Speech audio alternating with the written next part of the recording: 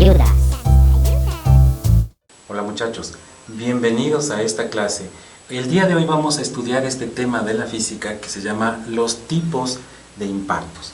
Primera cosa que deberíamos decir es que esta palabra impacto es un concepto físico que por ahora vamos a tomarle como sinónimo impacto, choque o colisión. Digo vamos a tomarle porque en algunos contextos a estas tres palabras le toman como distintas.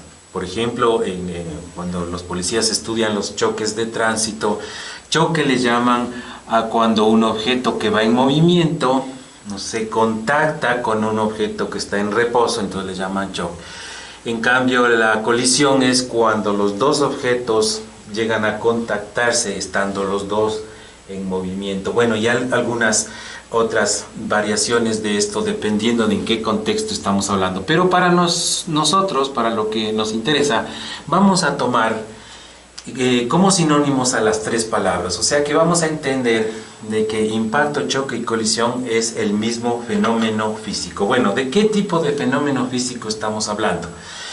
El choque o impacto se trata de un fenómeno en cuando dos objetos entran en un contacto físico. Fíjense, el objeto 1 y el objeto 2 se contactan físicamente, ¿no es cierto? Hacen contacto, y aquí aparece este primer concepto, el punto P. Se le llama P es el punto de contacto, que por cierto es único. ¿Ya? ¿Qué quiere decir esto? Bueno, no quisiera extenderme mucho en esta idea, pero lo que quisiera que quede claro es que todo par de objetos que se contactan con mayor probabilidad en un solo punto. Eso quiere decir que si es que, por ejemplo, viene volando por el espacio un objeto así y otro objeto como el que ustedes ven ahí, ¿qué probabilidad hay de que estos dos objetos se contacten en dos puntos? O sea que cuando hagan contacto la situación sea de este estilo y que hagan contacto al mismo tiempo en esos dos puntos, la respuesta es nula, no hay probabilidad, siempre va a contactar en un punto, después en otro, pero el punto de contacto entonces es un punto único por probabilidad de eventos. Bueno, eso es entonces una cosa, el punto de contacto. Si trazamos una línea tangente a las superficies que contactan, tangente común, ¿sí? Encontramos este que sería el eje longitudinal del choque, y al trazar una línea en cambio perpendicular a los dos encontramos este eje, el eje J le llaman, o el eje de choque o eje de impacto. Es el eje en donde se dice que ocurre el impacto. Ya. Entonces es un fenómeno transitorio, ocurre durante un instante de tiempo, un tiempo muy pequeño es en el que ocurre el impacto, porque realmente los objetos, vamos a suponer, imaginen que estos dos objetos venían el uno por acá y el otro por acá, y entonces se chocaron, ¿no es cierto? Y entonces, ¿cuánto tiempo dura este choque? Un infinitesimal de tiempo, es decir, una cantidad muy pequeña de tiempo. Pero durante esa cantidad muy pequeña de tiempo ocurre la aparición de fuerzas. Una fuerza que hace el un objeto contra el otro y el otro contra el uno. Se hacen mutuas fuerzas. Estas fuerzas son fuerzas de acción y reacción, ¿no es cierto? Y duran un diferencial de tiempo. Eso en física se llama un impulso. Es decir, hay un impulso que hace el objeto 1 contra el 2 y a su vez el objeto 2 hace un impulso contra el 1. O sea que el uno le imparte un impulso al otro y el otro le imparte un impulso idéntico, pero en sentido contrario, al uno. Y ahí ocurre entonces, en ese mutuo darse de impulsos, esta ley que es que la variación de la cantidad de movimiento total del sistema es igual a cero. Esta explica que la cantidad de movimiento, y voy a hacer énfasis en la palabra total del sistema, se conserva. También pueden ustedes entender esta fórmula diciendo que la cantidad de movimiento total antes de la colisión debe ser lo mismo que la cantidad de movimiento total después de la colisión. Quizá más práctica esta expresión, pero es la misma de la de allá, ¿no es cierto? Ya. También, bueno, mencionemos para tenerle presente, cantidad de movimiento en términos generales es el producto de la masa por la velocidad de un objeto. Ya. Entonces, ocurre una ley de conservación de cantidad de movimiento en cualquier tipo de impacto. Bueno, veamos entonces los tipos de impacto, porque este es el tema de la clase. Esto que acabamos de hacer es un poco por recordar las cosas, qué es un impacto, ¿no es cierto? Ya, los impactos, entonces, empecemos diciendo lo siguiente. Choque o impacto, ya dijimos que es lo mismo, ¿no es cierto? Va a haber de dos tipos en cuanto a su clasificación, pero debido a cómo ocurren geométricamente, pongamos. Es decir, esta clasificación es de acuerdo a una situación geométrica. ¿Ya? El impacto general 3D, este sería el impacto más general. Es como cuando dos asteroides en el vacío, ¿no es cierto?, en el espacio abierto, se impactan, ¿no es cierto? Entonces ocurre un impacto general, y digo 3D porque ocurre en 3 dimensiones. Ese tipo de impacto es un fenómeno bastante complejo, y digo bastante complejo porque hay que utilizar muchísima teorización de carácter geométrico y físico para analizar, ¿no es cierto?, el impacto general 3D. ¿Ya cuándo ocurre el impacto general 3D?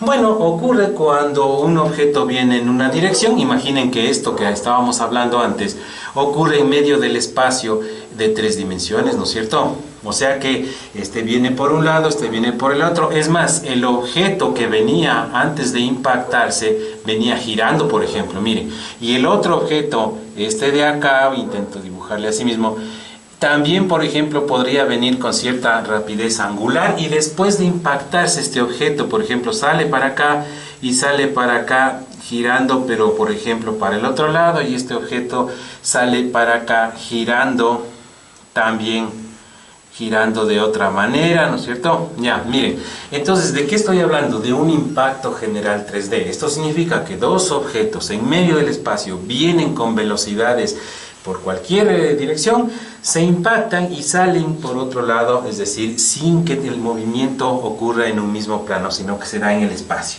Es decir, es algo como lo que podría mencionar aquí o ejemplificar con los marcadores, ¿no? Miren que viene moviéndose, pensemos así, por ejemplo, viene moviéndose y siguen, después de golpearse, siguen moviéndose, claro, en línea recta, y pueden ir girando, etcétera. Es un fenómeno bastante complejo, ¿ya? No es muy fácil. A veces en las películas, por ejemplo, películas de ficción, ¿no es cierto?, suelen calcular las trayectorias de un asteroide que se golpea contra otro. Sí, eso es posible, sí, pero se necesita muchos datos, mucha matemática, y no es algo que pueda hacerlo de un día para el otro. Se requiere muchos cálculos. Bueno, este es el impacto general 3D, ya el primero caso. Y hay otro caso, claro, este ya sería teórico, ya, porque debido a la complejidad del anterior, nosotros podemos estudiar un impacto en 2 dimensiones restringido, donde los objetos son homogéneos. ¿Ya? ¿Qué significa que sean homogéneos?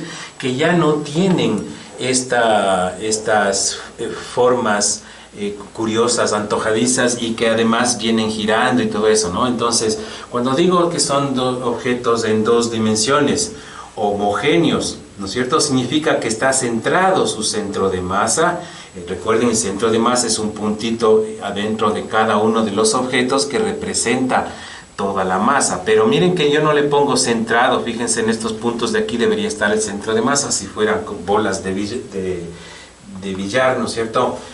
Entonces, los objetos que acuden a la colisión en solamente 2 dimensiones, o sea, en un solo plano, y que son objetos homogéneos, tienen centrado su centro de masa. Y además, ¿qué? Ocurre lo siguiente, que cuando la colisión ocurre, la línea, el eje de impacto, contiene a los centros de masa. Esa es la característica para llamarle un choque de tipo central. Entonces, fíjense, esta segunda tipo de colisiones es la colisión llamada central, que se da en 2 dimensiones con objetos homogéneos, en donde el centro de masa está centrado, y el eje de impacto contiene, entonces vamos a hacer un dibujo, miren, ahora ya no hablamos de objetos como los de anteriores, ¿no es cierto? Vamos a suponer dos objetos que tenemos ahí. Pensemos entonces, decía, para que no les quede la idea de que el uno se aproxima al otro así de simple, sino que los dos objetos impactan de esta manera. Miren, lo voy a poner en línea segmentada el instante del impacto, y después del impacto entonces este objeto, por ejemplo, sale para acá y este objeto sale para allá, por ejemplo, ya supongamos. Entonces miren, cuando ocurre el impacto, aquí tenemos el punto de impacto, el centro de masa del objeto 2, digamos que este es el 2, el centro de masa que está centrado, por cierto, del objeto 1, este es el objeto 1. Y si al trazar una línea, esa línea contiene los dos centros de masas que pasan por el eje J, ¿se acuerdan que eso hablamos, no es cierto? El eje J es el eje de impacto. Si es que ocurre que esa línea contiene a los dos centros de masa, entonces se llama impacto central. Si no la contienen, es un impacto excéntrico. Pongámosle acá. Excéntrico significa entonces que uno de los dos centros de masas va a estar desplazado y al recibir el golpe, uno de los dos objetos va a salir girando con cierta rapidez angular. ¿Ya? Eso sería entonces la situación de los dos tipos de impacto, el tipo de impacto general 3D excéntrico y el impacto en cambio central, donde los objetos son homogéneos y estamos hablando de dos dimensiones, que por cierto hay que decirlo, esto suponemos que existe o que se da esto de aquí en un mismo plano, es como si fuera una mesa donde están bolas de billar, ¿ya? Bueno, entonces en términos de la geometría, o desde una apreciación geométrica, existen dos, el general excéntrico y el central 2D.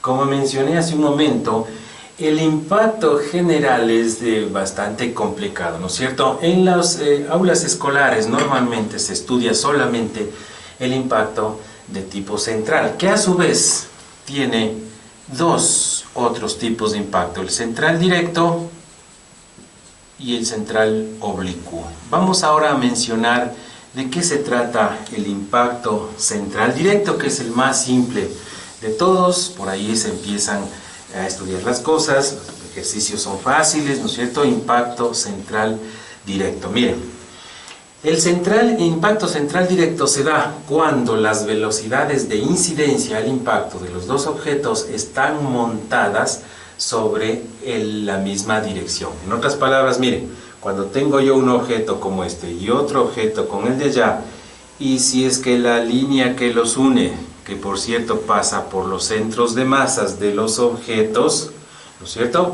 Y si las velocidades, me refiero a que esta va a ser la velocidad del objeto 1 antes del impacto, y esta va a ser la velocidad del objeto 2 antes del impacto, ¿sí? Entonces, si esa situación ocurre, es decir, que tanto la una como las otras velocidades, las dos están montadas sobre este eje J llamado eje de impacto, entonces estamos hablando de el impacto central directo. O sea, en otras palabras, tanto, pongámosle vectores, ¿no es cierto? Tanto V sub 1 y V sub 2 deben pertenecer a ese eje J, el eje de impacto. Es decir, cuando todo ocurre en la misma dirección. Miren que también puede darse este caso, ¿no? Miren, ¿qué tal estos dos objetos? Pero este de aquí, que es más rápido que este de acá, que es más lento, aquí tenemos V1 y acá tenemos V2. Sin embargo, las dos velocidades están montadas sobre el eje en donde ocurrirá el impacto. Entonces, también este es un impacto central y directo, ¿ya? O sea que es un asunto muy simple lo del impacto central directo, ¿ya? Ya veremos más adelante en otro video cómo resolver problemas de impacto central directo, ¿ya? Por ahora vamos a simplemente describir esa situación. Entonces, dada la simpleza, ¿no es cierto? O sea, todo pasa en este eje, están los centros de masa, están las velocidades de incidencia. Entonces, ¿qué es lo que va a ocurrir? Va a ocurrir que durante el impacto los objetos van a contactarse en este punto, sus centros de masas estarán alineados siempre, ¿no es cierto? Y después del impacto, bueno, lo más común que pueda ocurrir es que los dos objetos se separen. También puede ser que no, que sigan una dirección los dos, un sentido el mismo los dos, pero digamos que un caso muy general es cuando los dos objetos se separan. Miren que si esta era la velocidad 1, pongámosle como se suele hacer, ¿no? La velocidad 1' es la velocidad con la que sale este objeto del impacto, y esta es la velocidad 2', es decir, que las primas, los superíndices primas, indican que es para después del impacto. Es decir, lo que está ocurriendo aquí es que los dos objetos, entonces, como vienen en la misma dirección y sentido sus velocidades, entonces lo que ocurre es que se golpean y salen también. Es decir, no es que el uno sale para allá y para acá, no. Todo ocurre siempre en el eje de impacto, ¿sí? Eso es lo que está pasando. Yo decía que después del impacto estos objetos se separan, y eso es lo más común. Claro, si son de la misma masa, más o menos de la misma velocidad y son suficientemente elásticos, ya vamos a hablar de eso, entonces se separan. Pero si este tuviera el doble de masa, por ejemplo, si este fuera hecho de plomo y este sigue siendo de plástico y este fuera más veloz, entonces ocurriría una cosa de este estilo, es decir, que después del impacto los dos siguen el mismo sentido, ¿ya? Pero también ese es el caso de un choque central directo, ¿ya? Y vamos a terminar esta explicación para pasar a los impactos, pero de acuerdo a su elasticidad, indicando de qué se trata esto del choque oblicuo. El choque oblicuo es cuando una de las dos velocidades, por lo menos, no se hallan ubicadas a lo largo del eje de impacto. Entonces, miren, ¿qué pasaría para ejemplificar esto del choque oblicuo, ¿no es cierto? Miren, tengo un objeto por aquí, objeto 1, tengo un objeto por acá, objeto 2, y entonces el un objeto tiene una velocidad, llamémosle v1 antes del impacto, y el objeto 2, por mala suerte, para los objetos que se van a impactar, ¿no es cierto?, se dice tiene destino de colisión, se suele decir así, es una manera de decirlo. Los objetos tienen destino de colisión. ¿Qué significa? Que van a chocar. Porque no nos asegura el hecho de que tengan estas velocidades de que van a chocar. Puede ser que el uno pase después, antes y el otro después y no chocan. Pero si es que tienen destino de colisión es porque van con seguridad a chocar los dos, ¿ya? Pero justo en el momento del choque, vamos a suponer que en el momento del choque tengo yo una situación de este estilo. Este objeto está por aquí y este otro objeto está por acá, justo, ¿no es cierto? Aquí aparece un punto, aquí decíamos que esta es una tangente común a las superficies, y el eje de impacto entonces va a ser este eje de aquí perpendicular al anterior, el eje J, el eje de impacto. Por supuesto, los centros de masas están contenidos en el eje de impacto, porque si no fuera así no sería central, ¿no es cierto? ¿Ya? Pero ¿qué es lo que pasa? Que las velocidades, miren aquí, las velocidades no pertenecen al eje J, no están montados sobre el eje J. A esas velocidades se les llama las velocidades antes del impacto, o velocidades con las que los objetos llegan al impacto, o de incidencia.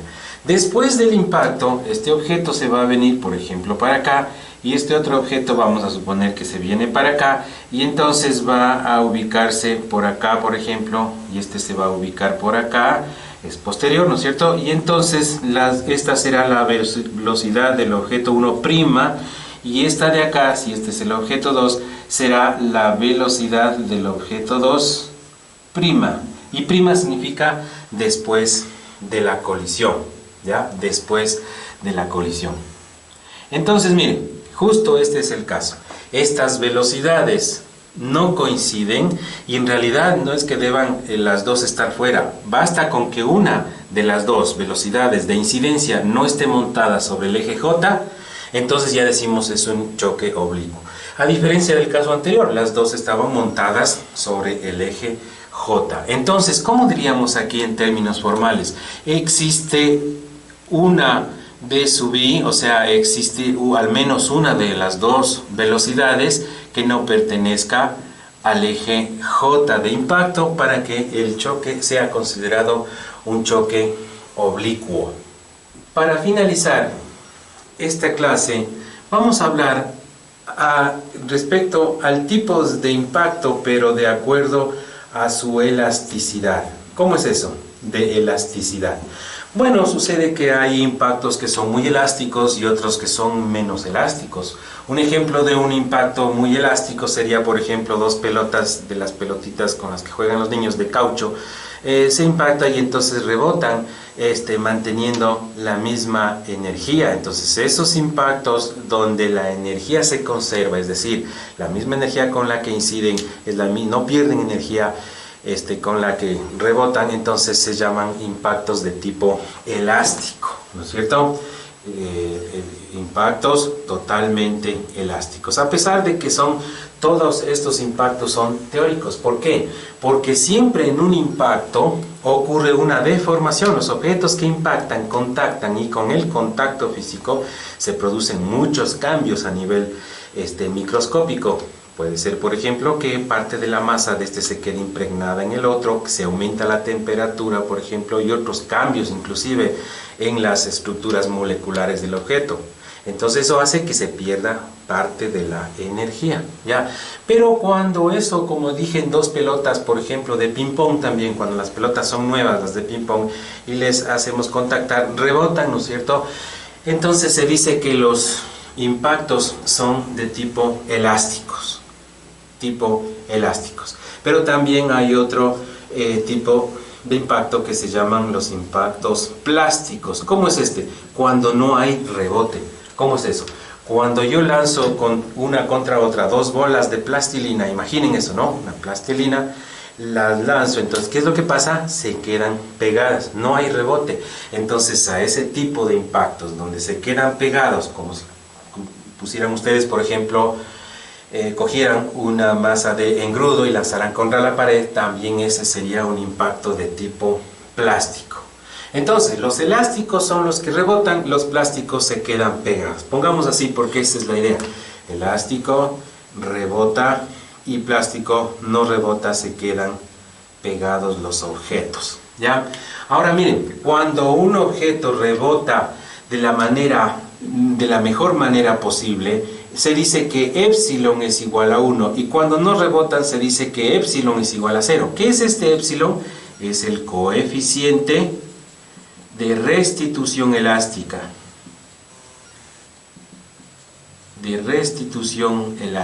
Ya, este coeficiente mide la calidad del rebote y es un número adimensional, pero se acerca este número a 1 cuando el rebote es bastante bueno, y se acerca a 0 cuando el rebote es totalmente malo o se quedan pegados.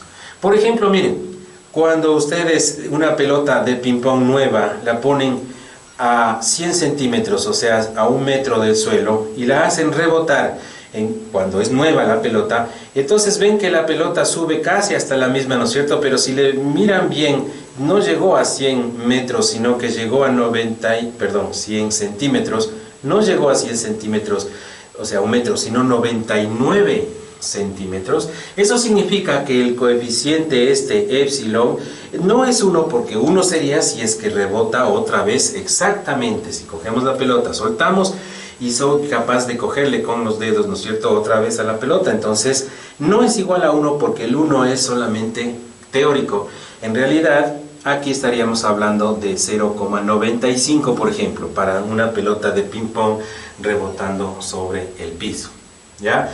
¿Qué pasaría, por ejemplo, una naranja que ustedes le lancen contra la pared? No lanzarle con violencia, sino simplemente lanzarle. Hace un rebote, sí, pero no puedo yo esperar coger la naranja de nuevo como si hubiese lanzado una pelota de caucho, porque la naranja pega en la pared, parte de la energía se consume en deformar la naranja, y la naranja hace un mal rebote, queda en el piso. Entonces la naranja no es que rebota tan bien, sino que llega hacia el piso. ¿Cuánto valdría el épsilon? El épsilon, el peor de todos es el 0 y el mejor de todos es el 1. Así que en un rebote de la naranja estaría en medio igual a 0,5, por ejemplo, ¿ya? Y claro, el caso de la bola de plastilina sería el caso del rebote plástico. Por cierto, y para terminar, el épsilon se lo mide como la división entre las velocidades relativas después del impacto y antes del impacto. Voy a escribir la fórmula, es así: V2' menos V1' dividido para V1 menos V2 en valor absoluto. Esta es la fórmula que mide el impacto. Es decir, una comparación entre los estados después del impacto y antes del impacto, dividida la una para la otra, me conduce a establecer la calidad del impacto y poner un número de acuerdo a la calidad del rebote. Bien, yo les recomendaría a todos que después de esta clase busquen ustedes ejercicios de aplicación en donde tengamos que enfrentarnos con los choques directos y también con los choques oblicuos. Si gustan ustedes, en este mismo canal de ustedes, Franca Ayudas, pueden encontrar varios ejercicios al respecto. Si les gustó el video, no olviden suscribirse y seguir participando en este canal. Nos vemos en el próximo video. Hasta luego.